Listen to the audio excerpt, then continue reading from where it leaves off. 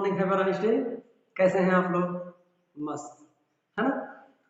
हम बात कर रहे हैं क्लास 12 की, और क्लास 12 में फिजिक्स चल रहा है। वो फिजिक्स क्या चल रहा है वो सब आप बहुत बखूबी जानते हैं। चल रहा है गॉस थ्योरम, है ना। और उस समय अब इस समय हम यूज कर रहे हैं गॉस थ्योरम। कौन सा? Application of Gauss theorem. Gauss theorem का अनुप्रयोग पढ़ रहे हैं। आज हम बात करेंगे कि मतलब कोई स्फेरिकल सेल है, एक पतली सी फिल्म से बना हुआ है, उस पर, उसके बाहर और उसके अंदर इलेक्ट्रिक फील्ड इंटेंसिटी मतलब वैद्युत क्षेत्र की तीव्रता ज्ञात करना है। कैसे ज्ञात किया जाएगा इस पर हम डीपली डिस्कशन करेंगे, ठीक है ना। आइए स्टार्ट करते हैं। अगर आप इससे प्रीवियस लेक्चर्स नहीं देखे हैं तो ये आपको प्रॉब्लम क्रिएट करेगा, इसलिए आप जाकर के पीछे लेक्चर्स देख लें, या फिर आप टाइप कर दें जे कैरियर फाउंडेशन। जिस भी लेक्चर पर आप हैं, आप लेक्चर नंबर 14 पर हैं तो 13, 12, 11, 10 तुरंत आपको जे कैरियर फाउंडेशन, गॉस लॉ का एप्लीकेशन और फट से आपको सारा लेक्चर मिल जाएगा, ठीक है ना। चलिए हम डिस्कस करते हैं आपसे एक गोलीय, क्या लिखा है, एक समान आवेशित पतले गोलीय कोश के कारण वैद्युत क्षेत्र की तीव्रता आपको निकालना है। मतलब एक गोलीय कोश है, ये एक गोलीय कोश है, ये बहुत, ध्यान रहे ये बहुत पतला है। मान लेता हूं इसका केंद्र क्या है, वो है, और इसकी त्रिज्या क्या है। इसके तीन स्थितियां बन सकती है। इस कोश के बाहर कोई बिंदु मान लीजिए, इस सरफेस पर ही कोई बिंदु मान लीजिए, और इस सरफेस के अंदर कहीं कोई बिंदु मान लीजिए, है ना। तो पहले हम डिस्कशन करेंगे इस पर, सरफेस पर नहीं, बिंदु कोश के बाहर। इसके बाहर कोई बिंदु हमने मान लीजिए यहां मान लिया, और इस पर एक गॉसियन सरफेस हमने क्या किया, इमेजिन किया। एक गॉसियन सरफेस की हमने कल्पना कर ली, ये गॉसियन सरफेस, ठीक है। ये जो गॉसियन सरफेस है, इस सतह से, इस सतह के अंदर मतलब इसके बाहर जो है, क्या कहा है, एक समान आवेशित, मतलब ये इस पर क्या है, कोई चार्ज डिस्ट्रीब्यूटेड है। हमने यहाँ प्लस चार्ज दिया है, आप चाहे तो आप माइनस भी लेकर सॉल्व कर सकते हैं। बस यही होगा, माइनस होने पर इलेक्ट्रिक फील्ड इंटेंसिटी क्या हो जाएगी, मतलब वैद्युत क्षेत्र की जो वैद्युत क्षेत्र जो होगा वो अंदर की होगा। आपको याद होगा, बार बार ये चीज हर लेक्चर में इसकी डिस्कशन की जा रही है। रीजन ये है क्योंकि बगैर इसके कोई काम होता नहीं है ना, तो ये यूनिफॉर्मली डिस्ट्रीब्यूटेड है। हमने मान लिया कि जो गॉस का हमने सरफेस माना है, गॉसियन सरफेस, इस गॉसियन सरफेस या गॉसियन सरफेस पर क्या है, वैद्युत क्षेत्र प्रॉपर्ली डिस्ट्रीब्यूटेड, ठीक है ना। अब जो आपको पता है कि जो सरफेस होता है, सरफेस से बाहर की ओर वैद्युत क्षेत्र की तीव्रता होती है, वैद्युत क्षेत्र होता है। इसका मतलब इस सरफेस पर किसी भी गोलीय पृष्ठ पर बाहर की ओर वैद्युत क्षेत्र होता है, मतलब ई जो होगा वो किधर होगा, बाहर की ओर। ये नहीं कि सिर्फ यही, यहां भी बाहर की ओर, यहां भी बाहर की ओर, यहां भी बाहर की ओर, यहां भी बाहर की ओर, यहां भी बाहर की ओर, ठीक है। हर जगह पर जो वैद्युत क्षेत्र होगा वो क्या होगा, बाहर की ओर डायरेक्टेड होगा। एक काम करते हैं, हम यहाँ थोड़ा सा देखते हैं। यहाँ हमने कोई एक छोटा सा सरफेस मान लिया, एक छोटा सा सरफेस हमने मान लिया। ये सोचिए एक बार, और मैं कह देता हूं कि ये जो पॉइंट पी था, जिस पॉइंट पर है ये जो पॉइंट पी है, ये पॉइंट की डिस्टेंस यहाँ से यहाँ तक कितनी है, स्मॉल आर है, कितना है, ये जो आर है, ध्यान से देखिए, इसको मैं हटा देता हूं, तो ये आर इसकी त्रिज्या है, इस गॉसियन उसकी गोलीय सरफेस की त्रिज्या ये है। ये जो कैपिटल आर था वो ये है, और ये है स्मॉल आर। अब ध्यान से देखिए, इस बिंदु पर इसकी वजह से जो वैद्युत क्षेत्र लगेगा वो इधर काम करेगा, बाहर की ओर। और ये जो क्षेत्र है ये छोटा सा माना है, मतलब वैद्युत क्षेत्र जो डीए है उस पर जो सदिश वेक्टर हम लिखेंगे वो क्या होगा, वो भी बाहर की ही ओर होगा। बोलिए, जो सदिश वेक्टर इसका क्या होगा, बाहर की ओर। बोलिए, सदिश वेक्टर या क्षेत्रफल सदिश, क्षेत्रफल सदिश डीए जो होगा वो भी बाहर की ओर होगा, और वैद्युत क्षेत्र जो है वो भी किधर है, बाहर। अगर हम पूछें ई और डीए के बीच में एंगल कितना बना है तो आप क्या कहेंगे, जब दोनों पैरेलल हो गया और सेम डायरेक्शन है तो थीटा इक्वल टू क्या हो जाएगा, 0। अगर हम आपसे पूछें कि यहाँ तक फ्लक्स कितना होगा, भाई मैं पूछ सकता हूँ ना कि यहाँ फ्लक्स इस डीए पर फ्लक्स कितना होगा, तो डी फाई ई।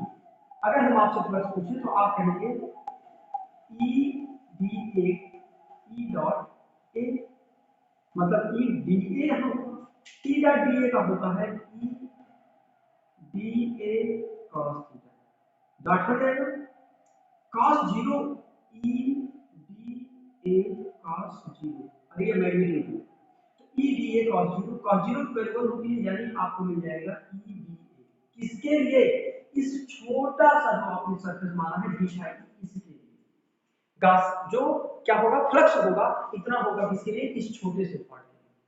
अगर मैं आपसे पूछूं ऐसे ही छोटे छोटे बहुत सारे पार्ट है ना, इन सारे पार्टों का मैं पूछूं, उन सारे पार्टों को मिलाकर के मतलब पूरे गॉसियन सरफेस पर फ्लक्स कितना होगा, तो आप क्या करेंगे, इसको क्या कर दीजिए, इंटीग्रेट कर दीजिए, कैसा, क्लोज्ड इंटीग्रल, मतलब आप इसको क्या कर सकते हैं, क्लोज्ड इंटीग्रल ऑफ डी ए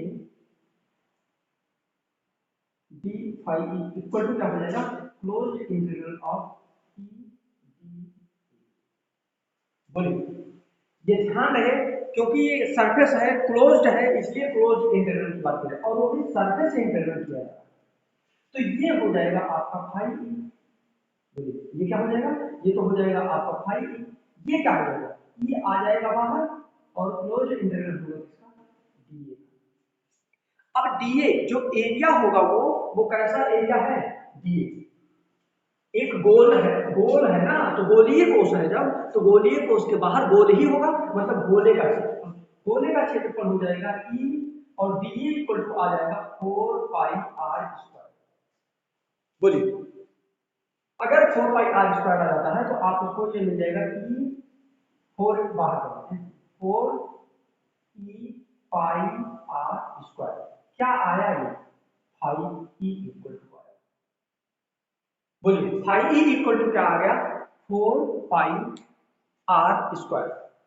बोले क्लियर, कोई डाउट है, इसको कोई समीकरण हम एक मान लेते हैं, बात समझ आया। रीजन ये है क्योंकि हमको क्या चाहिए, वैद्युत क्षेत्र की तीव्रता ई चाहिए, हमको क्या चाहिए, वैद्युत क्षेत्र की तीव्रता ई फाइंड करना है। कहिए तो मैं ऊपर से इरेज कर दूं, चलिए अच्छा यहां लगाते हैं, अगर जरूरत पड़ेगा तो इरेज करेंगे, ये हम इरेज करेंगे, यहाँ सॉल्व करते हैं, अगर हमको जरूरत पड़ेगा तो उधर इरेज कर देंगे। अब मैं मान लेता हूं कि जो हमने गॉस के नियम से पढ़ा था, गॉस के प्रमेय से, गॉस के प्रमेय से आपने फाई ई इक्वल टू क्या पढ़ा था, आपने कहा था क्यू अपान एप्सिलॉन नॉट। बोलिए अब ये भी नहीं पता है कि सतह पर चार्ज आखिर कितना है, भाई इस पर कितना आवेश है ये नहीं पता है, क्यू की वैल्यू मालूम नहीं है, लेकिन एक चीज है, हम मान लेते हैं कि इसका जो चार्ज डेंसिटी है, ये जो सरफेस चार्ज डेंसिटी है वो कितना है, सिग्मा। भाई सरफेस ही तो है, तो surface charge density sigma equal to, याद होना चाहिए आपको, क्या होता है, sigma equal to Q upon A. ये लेक्चर नंबर 3 में डिस्कशन किया गया था, तीन प्रकार की चार्ज डेंसिटी होती है, linear charge density, surface charge density, volume charge density, याद है। तो इसको जाके रेखीय आवेश घनत्व, रेखीय आवेश घनत्व और क्षेत्रफलीय आवेश घनत्व और आयतनिक आवेश घनत्व, ठीक है ना। तो इसको थर्ड लेक्चर में जाकर देखिए और फिर आइए, यानी अगर आप पूछिए मैं इसको कह सकता हूं क्यू यहाँ, तो अच्छा आइए यहाँ से लिखते जाए, तो क्यू इक्वल टू क्या हो सकता है, सिग्मा ए हो सकता है, इसका टोटल का पृष्ठीय क्षेत्रफल आया कितना, ई इक्वल टू पृष्ठीय क्षेत्रफल आपको मिल गया क्या, 4 पाई आर स्क्वायर, यही तो मिला हुआ है। बोलिए अगर आपको 4 पाई आर स्क्वायर मिला हुआ है तो देखिए इसको उठा करके क्या मैं इस क्यू से रिप्लेस कर सकता हूं, या फिर पहले हम इसको मान लेते हैं समीकरण 1, इसको समीकरण 2, हम लिख देते हैं समीकरण 1 व 2। फाई की वैल्यू ये भी है, फ्लक्स ही ये भी है, फ्लक्स ही ये भी है, इसका मतलब आप लिख सकते हैं 4 pi 4 E pi are square equal to Q upon epsilon naught. Q की वैल्यू क्या मिलेगा,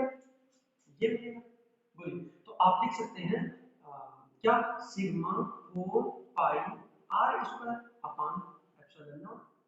यहाँ मिलेगा आपको 4 पाई ई आर स्क्वायर। एक काम करिए, ई को यहाँ रोक लीजिए क्योंकि हमको ई ही फाइंड करना है। E equal to sigma 4 pi are square और अपान क्या हो जाएगा एप्सिलॉन नॉट और साथ में आएगा 4 पाई आर स्क्वायर। हाँ, एक चीज थोड़ा सा गड़बड़ है, ये जो जिस सरफेस के लिए निकालेंगे ये सरफेस कैपिटल आर है। अरे भाई ये आर है ना, कैपिटल आर, तो इसके लिए आर स्क्वायर होगा। बोलिए इसका जो सरफेस बनेगा वो क्या होगा कैपिटल आर स्क्वायर। बोले समझ में आ रहा है ना, कोई डाउट? बोलिए अगर कोई डाउट है तो बोल सकते हैं। यहाँ जो आएगा ये कैपिटल आर किसका, ये कैपिटल आर लिया जाएगा ना, बड़ा वाला, तो सॉरी स्मॉल आर लिया जाएगा ना, क्योंकि जो आप वो निकाल रहे हैं, सॉरी ये कैपिटल आर था, ये सॉरी ये स्मॉल आर और ये कैपिटल आर। मतलब आपको जो चार्ज पता करना है वो इस पृष्ठ पर पता करना है कि गाउसीय पृष्ठ पर। ये तो गाउसीय पृष्ठ है ना, तो गाउसीय पृष्ठ से हमको कोई मतलब ही नहीं, हमको मतलब है किससे, इस गोले के पृष्ठ। तो वो क्या है, उसकी त्रिज्या r है।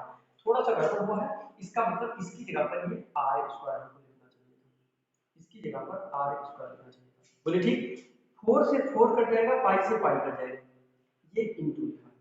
अब देखिए क्या मिलेगा, sigma r square upon epsilon not small r square. अगर आप चाहें तो इसको लिख सकते हैं sigma upon epsilon not r by r का, इसको कोई समीकरण मान करके छोड़ दीजिए। है एक्चुअली यही स्टैंडर्ड समीकरण, मेरी बात सुनिए, है तो एक्चुअली यही स्टैंडर्ड समीकरण जो हमको चाहिए वो यही मिलेगा। अगर मैं कहना चाहूं यहां से तो मैं कह सकता हूं, अगर मैं यहां कहना चाहूं तो मैं कह सकता हूं कि जो ई है, ई ये तो कांस्टेंट है, ये भी कांस्टेंट, सॉरी ये नहीं कांस्टेंट, ठीक है ना। ये तो मैं कह सकता हूं इस कंडीशन से, इस कंडीशन से मैं कह सकता हूं क्या कि इसको मैं यहां मैं कह सकता हूं कि जो ई है वो डायरेक्टली प्रोपोर्शनल है किसके, सिग्मा के। मतलब आवेश घनत्व के चार्ज डेंसिटी के क्या होगा, डायरेक्टली प्रोपोर्शनल। दूसरी बात, जो ई होगा वो किसके, उसके त्रिज्या आर के भी डायरेक्टली प्रोपोर्शनल, मतलब आर स्क्वायर के डायरेक्टली। और साथ में मैं बोलूं कि जो ई है वो इनवर्सली प्रोपोर्शनल होगा उसके बीच की दूरी, इनवर्सली स्क्वायर के। मतलब क्या है, स्क्वायर लॉ का ये फॉलो समझ आया, यानी व्युत्क्रम वर्ग व्युत्क्रम के नियम का पालन करता है। तो आप इन तीनों कंडीशन को इस समीकरण से लिख सकते हैं। बोलिए इससे आप लिख सकते हैं, इसका मात्रक हमने नहीं लिखा, इसका लिख दीजिए न्यूटन पर कूलम। बोलिए न्यूटन पर कूलम, और इस समीकरण से आप ये लिख सकते हैं E directly proportional to sigma, E directly proportional to r square, E inversely proportional to 1 by r square. बोलिए ठीक है यहां तक? बोलिए एकदम समझ में आ रहा है, एकदम समझ में आ रहा है। अभी हमने क्या माना था कि जो सरफेस है वो, सॉरी जो पॉइंट लिया है हमने इस सतह के, इस गोलीय पृष्ठ के बाहर लिया। ये किसके लिए डेरिवेशन मिला, गोलीय पृष्ठ के बाहर की। अगर मैं आपसे यही कह दूं अंदर है, एक काम करते हैं, अब हम इरेज करते हैं, इरेज करते हैं, क्योंकि इरेज कर देंगे तो बात सारी क्लियर हो जाएगी। हमको सेकंड और थर्ड कंडीशन भी लगाना है ना, तो थर्ड और सेकंड कंडीशन हम यही करते हैं, इसको भी हम इरेज करते हैं।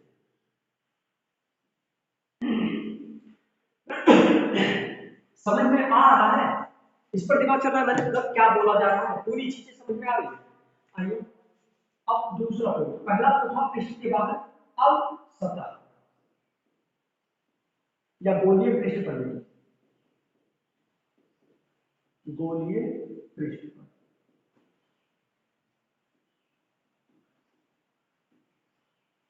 अगर उस बिंदु को मैं कहा मान लूं, गोलीय पृष्ठ पर मान लूं, तो ध्यान से देखिए क्या r equal to small r जो है कैपिटल R के बराबर हो जाएगा। भाई सिंपल सी बात है, जब सतह पर आ जाएगा तो स्मॉल r और कैपिटल R बराबर हो जाएगा। फिगर आपके दिमाग में चलना चाहिए, अगर नहीं है तो पीछे जाइए, फिर से थोड़ा सा बैक करके देख लीजिए, फिगर दिख जाएगा। तो स्मॉल r कैपिटल R के बराबर हो जाएगा। आइए इस समीकरण से देखिए, इस समीकरण को देखिए आप, या इससे देखिए, या फिर आप चाहे तो यहां भी आ सकते हैं, कोई दिक्कत नहीं। वैसे आप यहीं आएंगे ज्यादा। अब देखिए E इक्वल टू क्या है, ई इक्वल टू आपको मिला है sigma upon epsilon not capital R upon small r का होल स्क्वायर। जब कैपिटल आर स्मॉल आर बराबर हो जाएगा तो ई इक्वल टू क्या हो जाएगा सिग्मा अपान एप्सिलॉन नॉट। क्यों? क्योंकि आर अपान आर, अरे आपको कैपिटल आर को आर लिख सकते हो या स्मॉल आर को भी आर लिख सकते हो, इसका मतलब दोनों कैंसिल हो जाएगा तो वन का स्क्वायर नहीं आएगा, मतलब ई इक्वल टू आपको मिल जाएगा क्या sigma upon epsilon not. Epsilon not constant है सिग्मा के डायरेक्टली प्रोपोर्शनल, इसका मतलब कह सकते हैं आप कि ई जो है वो किसके आवेश घनत्व पर निर्भर करता है, डायरेक्टली प्रोपोर्शनल है। मतलब अगर उस सतह के आवेश घनत्व को बढ़ा दिया जाएगा तो ई की वैल्यू बढ़ जाएगी, वैद्युत क्षेत्र की तीव्रता बढ़ जाएगी। अगर आवेश घनत्व को घटा दिया जाएगा तो वैद्युत क्षेत्र की तीव्रता घट जाएगी। वही कंडीशन यहाँ देखिए कि अगर आवेश घनत्व को बढ़ा दिया जाएगा वो वैद्युत क्षेत्र की तीव्रता बढ़ जाएगी, आवेश घनत्व को घटा दिया जाएगा तो वैद्युत क्षेत्र की तीव्रता घट जाएगी। यहाँ देखिए आर उसकी दूरी को स्क्वायर, उसकी दूरी के स्क्वायर को और बढ़ा दिया जाएगा तो वैद्युत क्षेत्र की तीव्रता बढ़ जाएगी। जो उसकी त्रिज्या है गोलीय सतह की, उसकी दूरी को मतलब उसकी त्रिज्या को अगर स्क्वायर को बढ़ा दिया जाए तो क्या हो जाएगा, इसकी आवेश वैद्युत क्षेत्र की तीव्रता बढ़ जाएगी। और अगर इसके बीच की दूरी को इनवर्सली प्रोपोर्शनल है, वर्ग की इनवर्सली प्रोपोर्शनल, इसका मतलब अगर इसके बीच की दूरी की को घटा दिया जाए तो उसके वर्ग के अनुसार उसका वैद्युत क्षेत्र की तीव्रता बढ़ेगी, और अगर इसको बढ़ा दिया जाए तो उसके वैद्युत क्षेत्र की तीव्रता घटेगी। बात समझ में आ गई इतनी? बोलिए क्लियर, बोलिए क्लियर। अब तीसरा पॉइंट आता है, हम मान लेते हैं कि भीतर गोलीय पृष्ठ के क्या हो जाए, उस बिंदु को हमने कहा मान लिया गोलीय पृष्ठ के भीतर, गोलीय पृष्ठ के भीतर। अगर आप गोलीय पृष्ठ के भीतर मानेंगे तब क्या होगा, चलिए देखिए इसका फिगर देखिए, पहले इसका फिगर देखिए सब समझ में भी आ जाएगा। ठीक यही है, और ये है स्मॉल आर। हमने कोई पॉइंट पी यहां मान लिया, अब ये पॉइंट पी जो है कैपिटल और ये है स्मॉल आर। यहां देखिए कैपिटल आर सॉरी जो स्मॉल आर है वो लेस देन किससे, कैपिटल आर से। भाई गोले की त्रिज्या है उससे छोटा है जो वस्तु रखा हुआ है ना। यहां से देखिए थोड़ा सा एक बार एक चीज और बता दीजिए हमको, क्या इस कोई भी पृष्ठ हो उस पृष्ठ में जो आवेश होता है वो कहां पाया जाता है, उस पृष्ठ के अंदर या उस पृष्ठ के बाहर। आपको पिछले लेक्चर कंटिन्यू 3 से 4 लेक्चर में डिस्कशन हो रहा है, पृष्ठ के हमेशा बाहर बाहरी सरफेस पर पाया जाता है क्या, वैद्युत क्षेत्र। आवेश जो होता है वो आवेश हमेशा कहां पाया जाता है, बाहर, और जो वैद्युत क्षेत्र होता है वो भी बाहर ही पाया जाता है।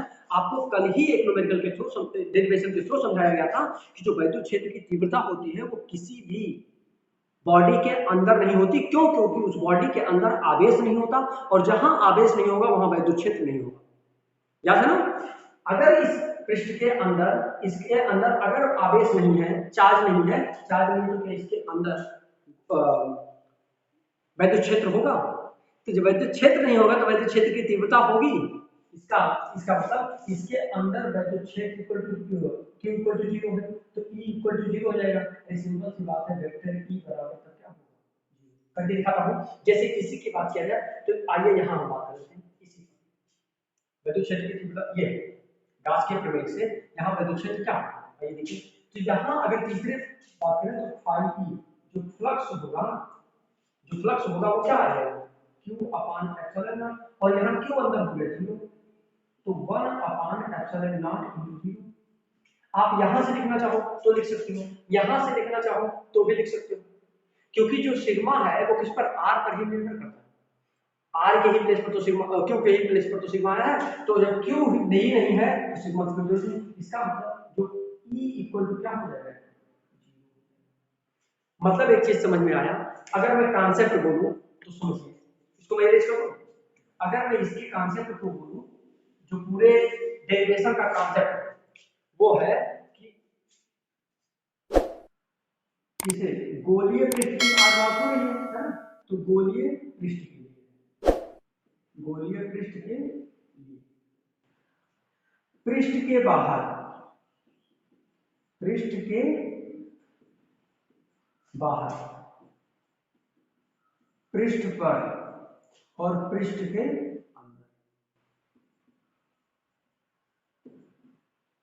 पृष्ठ के बाहर जो गोलीय जो वैद्युत क्षेत्र की तीव्रता E होगा वो क्या होगा, न्यूनतम होगा। क्या होगा, न्यूनतम। अभी दिखाते हैं। दूसरा, पृष्ठ पर क्या होगा, वैद्युत क्षेत्र की तीव्रता E बराबर क्या होगा, अधिकतम होगा।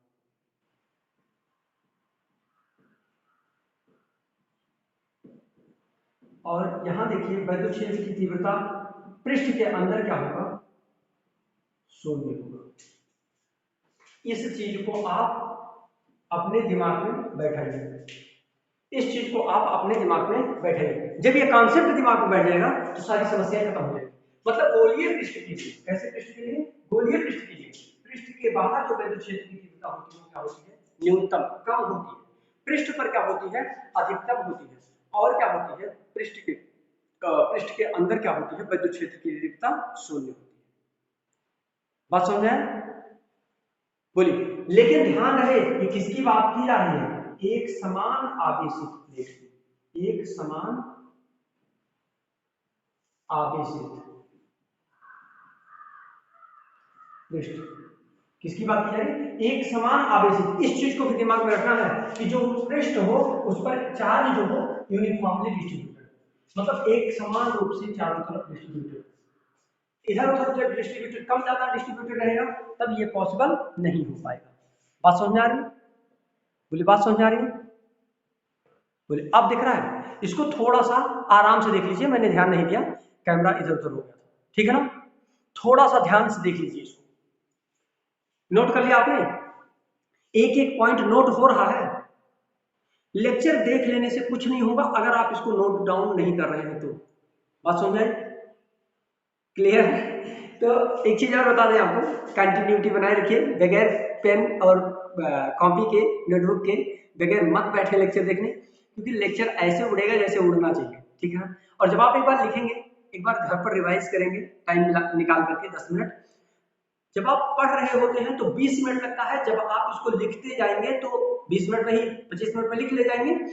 उसके बाद जब आप उसको रिवीजन करेंगे तो पहली बार जब पढ़ेंगे तो 10 मिनट लगेगा, दूसरी बार पढ़ेंगे तो 5 मिनट लगेगा, और जब 2-3 बार 10 दिन बाद फिर से जब आप पढ़ेंगे तो आपको 5 मिनट लगेगा, और जब फिर से आप 10 दिन बाद पढ़ेंगे, जब अगली बार आप पढ़ेंगे तो 2 मिनट के अंदर ये पूरा कॉन्सेप्ट आपके दिमाग में बैठ जाएगा। कम से कम 5 बार रिवाइज करना पड़ेगा, तभी ये क्लियर होगा, ठीक है ना। तो आप इसको नोट कर लिए हो तो हम आगे बढ़ेंगे। नोट कर लिया आपने, चलिए।